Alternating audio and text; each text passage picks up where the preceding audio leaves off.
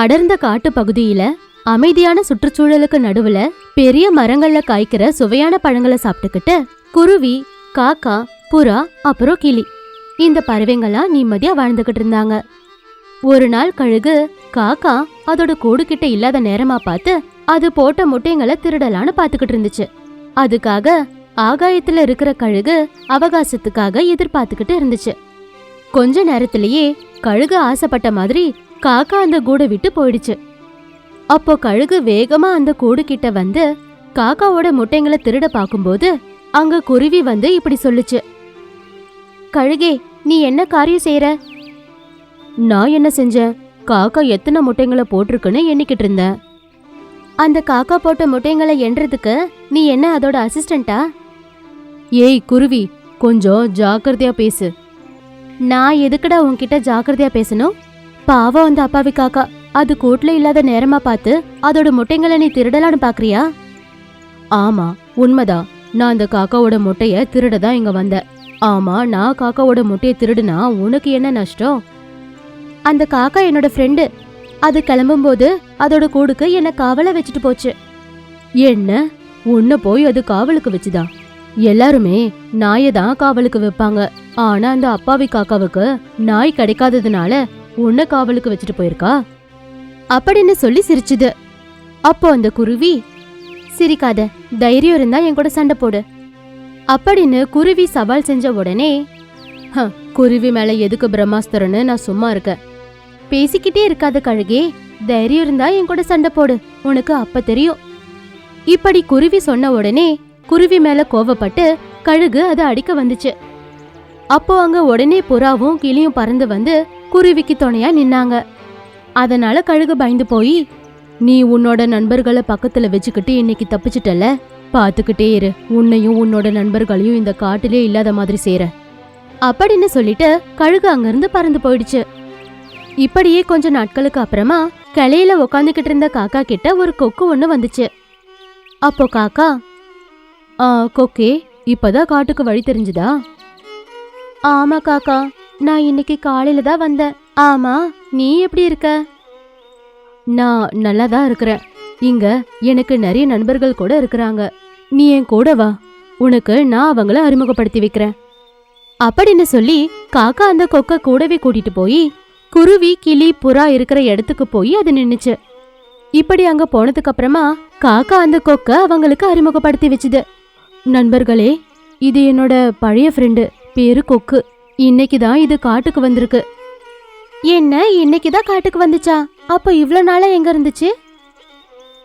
இவ்வளவு நாளா நான் சிட்டில தான் இருந்தேன். சிட்டிக்கு போனியா? இந்த காட்டுல இவ்வளவு வசதிங்க இருக்கும்போது நீ எதுக்காக சிட்டிக்கு போன? என்ன, இங்க உங்களுக்கு எல்லா வசதியும் இருக்கா? இததான் மூட நம்பிக்கை அப்படின்னு சொல்லுவாங்க. நீ என்ன சொல்ல வர? எங்களுக்கு புரியல. நீங்க எப்பவும் இந்த காட்டுக்குள்ளேயே இருக்கிறதுனால வெளி உலகமே உங்களுக்கு தெரியல. ஆனா நான் கண்டங்களை தாண்டி பயணம் செய்யறதுனால எனக்கு எல்லாமே தெரியும். இப்படி அவங்க பேசிக்கிட்டு இருக்கும்போது குருவி அந்த கொக்குக்கு சாப்பிட ஃப்ரெஷ்ஷான பழங்களை கொடுத்துச்சு. அப்போ காக்கா, முதல்ல சாப்பிடு கொக்கே, நம்ம அப்புறமா பேசலாம். முதல்ல சாப்பிடு, இது ரொம்ப சுவையா இருக்கும் அப்படின்னு சொன்னதும் கொக்கு அதை சாப்பிட்டு இப்படி சொல்லுச்சு. தூ, இதெல்லாம் ஒரு சுவையா?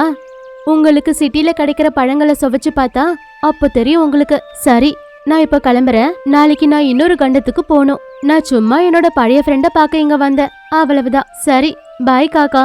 பாய் பாய் காக்கா ஃப்ரெண்ட்ஸ். இப்படி அந்த கொக்கு அவங்க கிட்ட சிட்டிய பத்தி பெருமையா பேசிட்டு அங்கிருந்து கிளம்பி பறந்து போயிடுச்சு. அந்த கொக்கு அப்படி நேரா பறந்து போய் ஒரு மலைக்கு மேல இருக்கிற வீட்டுக்கு வெளியே நின்னுச்சு. பாஸ், நீங்க சொன்ன வேலையை நான் செஞ்சு முடிச்சிட்டு வந்துட்டேன் அப்படின்னு சொல்லுச்சு. அப்போ உள்ள இருந்து கழுகு வெளியே வந்து இப்படி சொல்லுச்சு. அவங்க உண்மையாவே நீ சொன்னதை நம்பிட்டாங்களா? ஒரே ஒரு குருவியை தவிர மத்த பறவைங்க எல்லாமே அதை நம்பிடுச்சு. அப்படின்னா இந்தா, உனக்கு நான் கொடுக்கறேன்னு சொன்ன ஒரு கூட மீன்.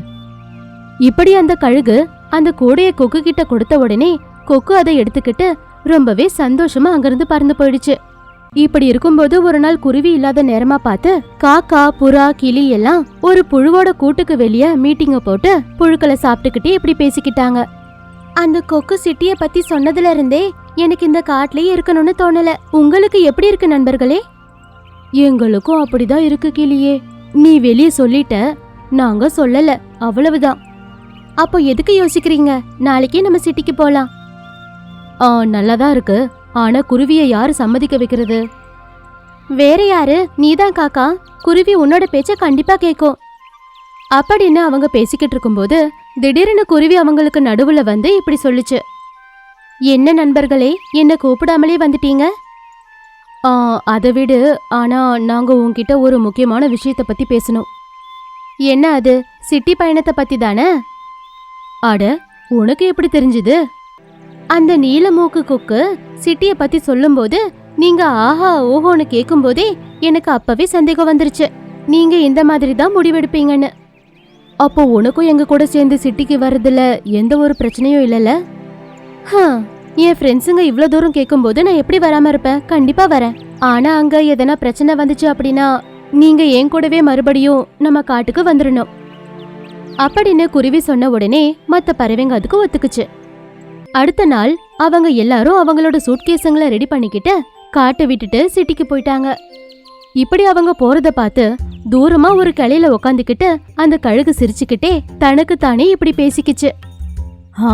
போங்க போங்க, அந்த சிட்டிக்காரங்க பண்ற கொடுமைங்களை நீங்க நல்லா அனுபவிங்க. இனிமே இந்த காட்டுல என்ன தடுத்து நிறுத்த யாருமே கிடையாது. இப்படி குருவி, காக்கா, புறா, கிளி பறந்துகிட்டே சிட்டிக்கு வந்துட்டாங்க. அவங்க அங்க ஒரு பெரிய ஹோட்டலுக்கு மேல நின்னுக்கிட்டு சிட்டில இருக்கிற எல்லா பில்டிங்ஸையும் பார்த்து இப்படி சொன்னாங்க. குருவியே, இந்த மனுஷங்களை பாத்தியா? எவ்வளவு பெரிய ஹோட்டலை கட்டி வச்சிருக்காங்க. ஹோட்டல் கதையை விட்டுட்டு முதல்ல எங்கேயாவது பழமரங்கள் இருக்கான்னு பார்த்து சொல்லுங்க சீக்கிரம். ஏற்கனவே பயணம் செஞ்சு வந்ததுல ரெக்கைங்கெல்லாம் வலிக்குது, ரொம்ப பசியா இருக்கு. நீ ஒண்ணு எப்ப பாரு பசி பசின்னு சொல்லுவ அப்படின்னு கிளி சொல்லுச்சு. அதுக்கப்புறமா அவங்க சிட்டி முழுக்க பழமரங்களை தேடினாங்க. அவங்களுக்கு அப்போ சிட்டில ஒரே ஒரு பழமரங்கள் கூட கிடைக்கல. அதனால காக்கா இப்படி சொல்லுச்சு.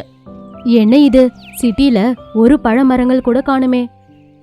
அட, பழமரங்களை விடு, சாதாரண மரம் கூட இல்ல அப்படின்னு அவங்க பேசிக்கிட்டு இருக்கும்போது ஒரு பில்டிங் ஜன்னல் வழியா யாரோ ஒரு ஆளு ரோட்டுல பழத்தை தூக்கி போட்டாரு. அப்போ அந்த பறவைங்க பறந்து வந்து அந்த பழத்தை பார்த்து இப்படி பேசிக்கிட்டாங்க. தூ, இதெல்லாம் ஒரு பழமா? ஆமா, இது நல்லாவே இல்ல. அப்புறம் ரொம்பவே ஜில்லுன்னு வேற இருக்கு. ஒருவேளை இது ஃப்ரிட்ஜில் இருந்துச்சு போல, இது ஃப்ரெஷ்ஷாவே இல்ல. இப்படி அவங்க நினைச்சுக்கிட்டு அழுகி போன அந்த பழத்தை சாப்பிடாம பசியில கஷ்டப்படுறத பார்த்த குருவி அவங்களுக்காக அங்க ஒரு மரத்துக்கு கீழே புழு கூடு இருந்ததை அது காட்டுச்சு. அங்க அந்த பறவைங்க போய் புழுக்களை சாப்பிட்டு பசியை தீர்த்துக்கிட்டாங்க.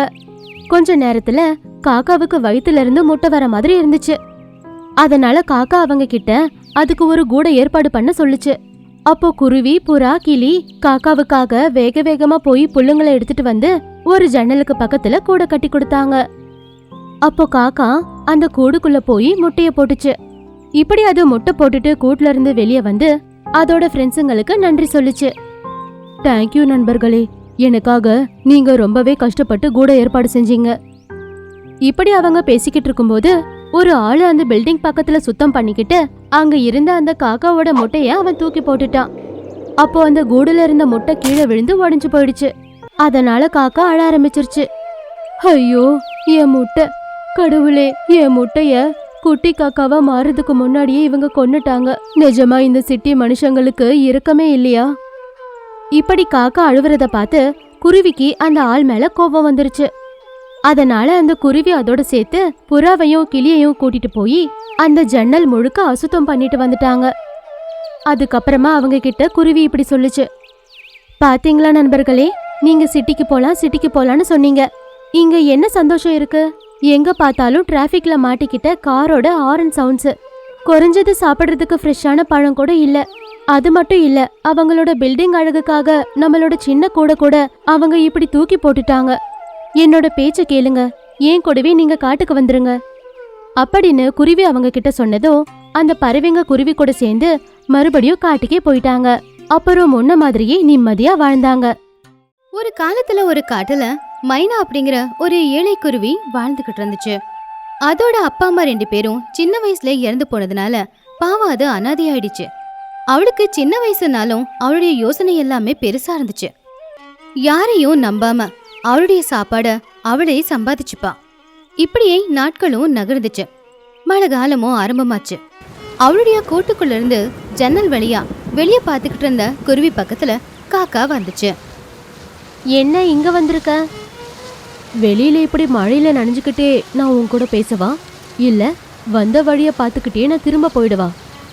கதவை சும்மாதான் சாத்தி வச்சிருக்க, நீ கதவை திறந்துக்கிட்டு உள்ளவா அப்படின்னு சொன்ன உடனே காக்கா கொஞ்சம் கூட தாமதிக்காம கதவை திறந்துக்கிட்டு குருவியோட கூட்டுக்குள்ள வந்து அதுவும் ஜன்னல் பக்கத்துல நின்னுக்குச்சு. 2-3 நாளா உன்னை பார்க்கவே முடியல, நீ எங்க போயிருந்த? மழை காலம் வந்துருச்சு, எப்போ மழை பெய்யுனே ஒன்றும் தெரியல. நம்ம செய்யறதுக்கு வேலையும் இருக்காது, நம்ம சாப்பிட்றதுக்கு உணவும் கிடைக்காது. அதுக்கு தான் என் சித்தியோட வீட்டுக்கு போய் நான் தேவையான பலகாரங்களை எடுத்துட்டு வந்தேன். உனக்காச்சும் பரவாயில்ல, உனக்கு சித்தி இருக்காங்க, உனக்கு என்ன வேணுமோ அவங்க அதை செஞ்சு தருவாங்க. ஆனா எனக்கு அப்படி இல்லை, நானே எல்லாத்தையுமே செஞ்சுக்கணும். நான் இருக்கேன்ல உனக்காக. எப்பவுமே இருப்பியா? உன் சித்தி உனக்கு கல்யாணம் செஞ்சுட்டா? அத அப்புறமா யோசிக்கலாம். இப்போ எதுக்கு அந்த கல்யாண பேச்செல்லாம்? மழை பெய்யும் போது நமக்கு உணவு கிடைக்காதப்போ உனக்கு கூட கொஞ்சம் பலகாரங்களை நான் கொடுக்குறேன் அப்படின்னு பேசிக்கிட்டு இருந்தாங்க. இப்படியே நாட்களும் நகர்ந்துச்சு. ஒரு நாள் மலையில சாப்பாடு தேடிக்கிட்டு போன அந்த மைனா குருவி நிறைய பறவைகள் இருக்கிறத பார்த்துச்சு. என்ன இது, இவ்வளவு மழையில பறவைங்க எல்லாரும் இப்படி கூட்டமா இருக்கிறாங்களே அப்படின்னு கும்பலா இருந்த அந்த பறவைகள் பக்கத்துல போய் பார்த்துச்சு. அங்க சூடா மிளகா பஜ்ஜி போட்டுக்கிட்டு இருக்கிற புறாவை பார்த்துச்சு. அதை பார்த்த உடனே ஆசையா பக்கத்துல இருக்க காக்கா கிட்ட இப்படி கேட்டுச்சு. காக்கா, இந்த மழையில நனைஞ்சுக்கிட்டு எதுக்கு இந்த மிளகா பஜ்ஜி கடைக்கிட்டு நின்னுக்கிட்டு இருக்கீங்க? மிளகா பஜ்ஜி எதனா ஃப்ரீயா கொடுக்குறாங்களா என்ன? அப்படி கேட்ட குருவிய பார்த்து காக்கா சிரிச்சுக்கிட்டே இப்படி சொல்லுச்சு. என்ன குருவியே, நீ ஃப்ரீயா கொடுக்குறாங்கன்னு நினைச்சிட்டியா? இல்ல இல்ல, 30 ரூபாய் கொடுத்து சுட சுட ஒரு பிளேட்டு மிளகா பஜ்ஜியை வாங்கியிருக்கிறோம். எதுவும் ஃப்ரீயாலாம் கிடைக்காது, அப்படியே அது கிடைச்சா ரொம்ப நேரத்துக்கு நிலைக்காது. நீ சொன்னது உண்மைதான், கஷ்டப்படாம கிடைக்கிற எதுவும் எப்பவுமே நிலைக்காது. இந்த சுட சுட மிளகா பஜ்ஜி ஒரு பிளேட்டு 30 ரூபாவா? ஐயோ, 30 ரூபாய் கொடுத்து இப்போ இந்த சூடான மிளகா பஜ்ஜியை சாப்பிட்றது ரொம்ப அவசியமா? நான் கிளம்புறேன். அப்படி குருவி அங்கிருந்து போய்கிட்டு இருக்கும் போது காக்கா குறுக்குல வந்துச்சு. ஐயோ, அது ஒரு பக்கம் மழை பெஞ்சுக்கிட்டு இருக்கு, கிளைமேட் வேற ரொம்ப ஜில்லுன்னு இருக்குது. இந்த மாதிரி நேரத்துல தானே நமக்கு எதனா சுட சுட சாப்பிடணும் அப்படின்னு தோணும். எனக்கு சாப்பிடணும்னு இல்லை, பணம் வேணும்னா நான் கொடுக்குற குருவி. ஆனா உனக்கு மழை பெய்யும் போது சூடா சாப்பிட்டா எப்படி இருக்கும்னு சொன்னாலாம் புரியாது.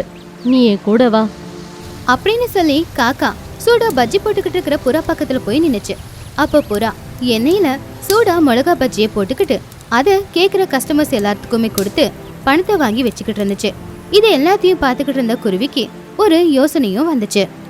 இது நல்லா தான் இருக்கு, ஒரு பிளேட்டு மிளகா பஜ்ஜி 30 ரூபாய். ஒரு பிளேட்டுல 4 மிளகா பஜ்ஜி இருக்கு. மிளகா குறைவான விலைக்கு தான் கிடைக்கும், கடலை மாவு கூட குறைவான விலையில தான் இருக்கும்னு நினைக்கிறேன். அது ரெண்டுத்தையும் வாங்கிட்டு வந்து சுட சுட மிளகா பஜ்ஜி வியாபாரத்தை ஆரம்பிக்கலாம். ஆனா அதுக்கு பணம் வேணுமே அப்படின்னு சொல்லிக்கிட்டு யோசிச்சுக்கிட்டு இருந்த அந்த குருவிக்கு வட்டி வியாபாரம் செய்யற ராவண கழுகு ஞாபகத்துக்கு வந்துச்சு.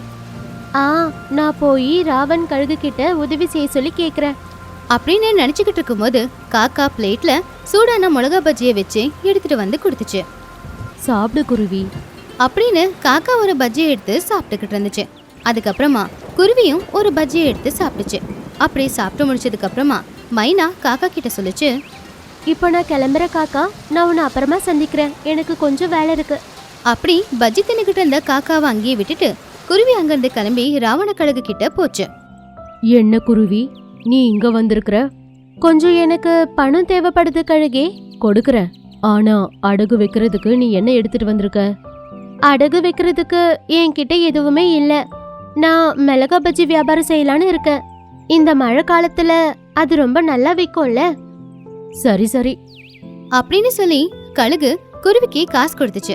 மைனா குருவி அந்த பணத்தை எடுத்துட்டு போய் தேவையான பொருட்களை வாங்கிட்டு வந்துச்சு. புறாவோட கடைக்கு கொஞ்ச தூரத்துல சூடான மிளகா பஜ்ஜியை போட்டு வியாபாரத்தை ஆரம்பிச்சுது. மைனா குருவி செய்யற அந்த சூடான மிளகா பஜ்ஜி ரொம்பவும் சுவையா இருந்துச்சு. அதனால எல்லாரும் அங்கேயே வந்து சாப்பிட ஆரம்பிச்சாங்க. அப்படி மைனா ஆரம்பிச்ச சூடான மிளகா பஜ்ஜி வியாபாரம் சூடு பிடிச்சது. கழுகு கிட்ட வாங்கின பணத்தை வட்டியோட சேர்த்து திரும்ப கொடுத்துருச்சு. காக்காவை கல்யாணம் பண்ணிக்கிட்டு ரொம்ப சந்தோஷமா வாழ ஆரம்பிச்சுது.